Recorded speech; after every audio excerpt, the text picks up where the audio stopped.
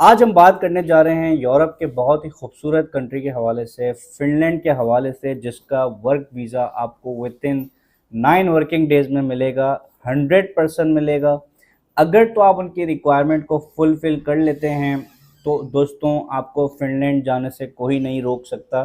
Finland की government ने एक प्रोग्राम अनाउंस किया है जिसे स्पीड अप प्रोग्राम यानी कि फ़ास्ट ट्रैक प्रोग्राम का नाम दिया जाता है। बेसिकली जितने भी स्किल्ड अनस्किल्ड वर्कर हैं वो इस प्रोग्राम में जो है वो अप्लाई कर सकते हैं।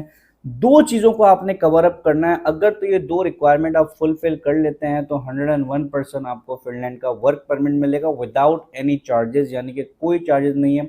इसमें से कुछ ऐसे एम्प्लॉयर्स मैं आपको बताऊँगा स्पॉन्सरशिप प्रोवाइड करते हैं जिसमें आपकी जो है वो अकोमोडेशन, आपका खाना-पीना, और कुछ ऐसे एम्प्लॉयर्स हैं जो आपको अकोमोडेशन और खाना-पीना प्रोवाइड नहीं करते।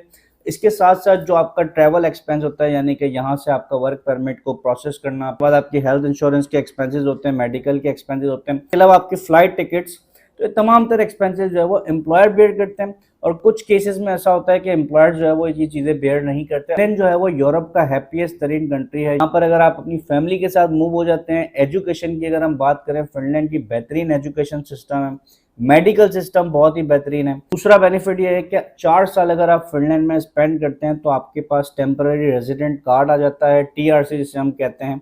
और टीआरसी के बाद जो है वो आपको एक दफ़ा रिन्यू करवाना पड़ता है, उसके बाद आप डायरेक्टली नेशनलिटी के लिए भी अप्लाई कर सकते हैं। तो ये बहुत बड़ा बेनिफिट है जो कि विदिन 5 to 8 ईयर्स के अंदर अंदर आपको नेशनलिटी प्रोवाइड करता है ये country. Totally self made work visa है, इसके लिए आपको किसी एजेंट से रब्ता करने की ज़रूरत नहीं है। सैलरी की अगर हम बात करें तो इनिशियली जो सैलरी जो है वो फिनलैंड की एवरेज सैलरी है वो 2500 से 3000 यूरो इसकी एवरेज सैलरी है। लेबर क्लास की बात कर रहा हूँ।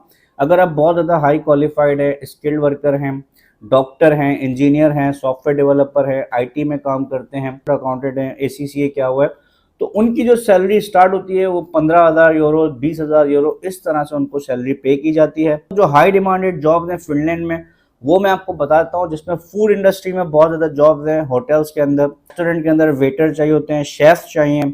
इसके अलावा हॉस्पिटल की इंडस्ट्री में नर्सेस की बहुत डिमांड है, टीचर्स की बहुत ज़्यादा डिमांड है, डॉक्टर्स की डिमांड है। आईटी में जो है वो सॉफ्टवेयर डेवलपर्स चाहिए, एआई जो है वो डेटा साइंस पे जो काम कर रहे हैं उनकी बहुत ज़्यादा ज़रूरत है।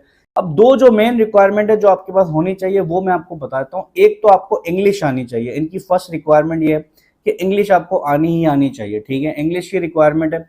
दूसरी रिक्वायरमेंट ये है कि जो भी आपको काम आता है, फॉर एग्जांपल आप शेफ हैं तो आपके पास उस शेफ का एक्सपीरियंस सर्टिफिकेट होना चाहिए या डिप्लोमा होना चाहिए या आपको एजुकेशन आपके पास होनी चाहिए, यानी कि विदाउट सर्टिफिकेशन, विदाउट डिप्लोमा ये आपको एक्सेप्ट नहीं करते। एग्जांपल, छोटी सी एग्जांपल लेते हैं, मैं कहता हूं कि भाई मैं डेटा साइंटिस्ट हूं, अब उसकी ना मेरे पास कोई क्वालिफिकेशन है, ना मेरे पास कोई डिप्लोमा है, ना मेरे पास कोई सर्टिफिकेशन है, तो वो ये एक्सेप्टेबल नहीं है। आपके पास कोई ना कोई प्रूफ होना चाहिए।